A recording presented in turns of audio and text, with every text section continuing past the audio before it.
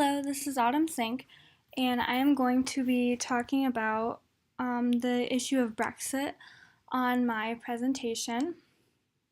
So, some background information on Brexit is that the United Kingdom has voted to leave the European Union. There's three conditions that the UK and the EU have created so the United Kingdom could leave.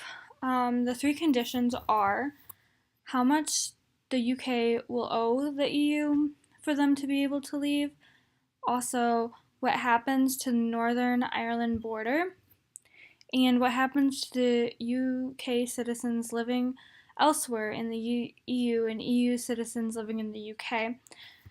So they've had meetings and they've sat this through, and then they've worked out what they're going to do with these so that the United Kingdom can leave. So what is Brexit? Well, Brexit is a shortened term to say that the UK is leaving the EU. This is just merely made by merging the words Britain and exit. So Brexit, because they're exiting the EU. So the reason that the UK has decided to leave is because of a vote that their people have created, and the options are to leave and stay. So current statistics show that the leave option won by 51.9% to 48.1%. So the referendum turnout was 71.8% with more than 30 million people voting. So them leaving the European Union was all on the people who lived in the United Kingdom. They all voted and decided that it was in their country's best interest to leave the EU.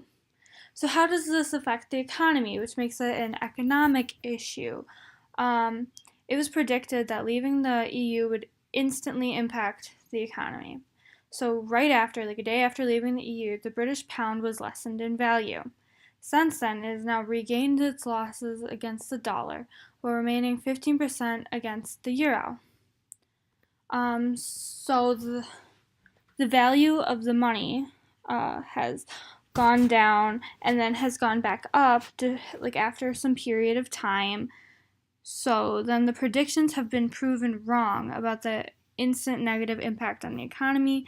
It did happen at first, but then it has gone back up. So it's not fully affecting the economy negatively at this moment.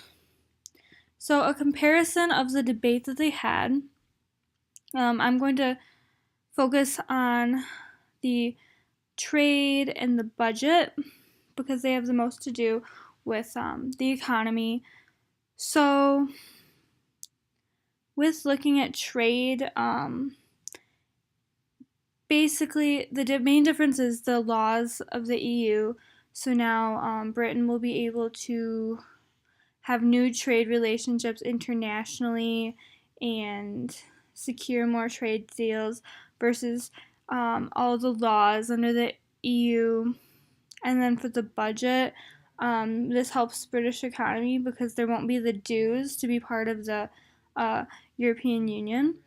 So this shows just the two sides of the story that they had to debate about and how it affects the economy is the first two.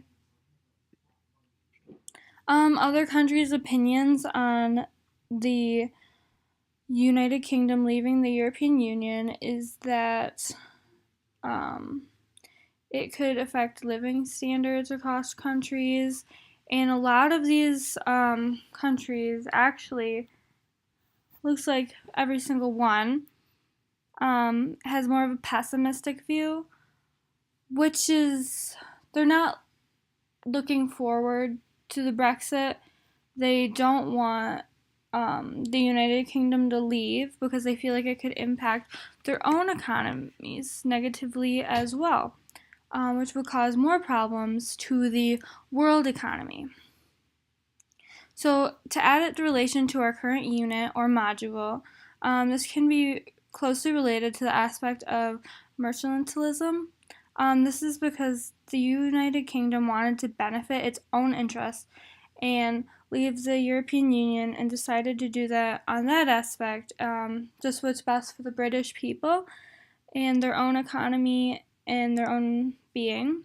So it is said that the debate on Brexit has to do with the success of the idea by the deals that the United Kingdom is going to be able to make with the European Union, which ties into the aspect of making international agreements to benefit countries' economies, which basically means that Brexit will have more access to helping the British economy and other economies if they're going to be able to make good deals. If they're not going to be able to make these deals, Brexit is going to hurt the world's economy, not only Britain's economy. And then here's my works cited.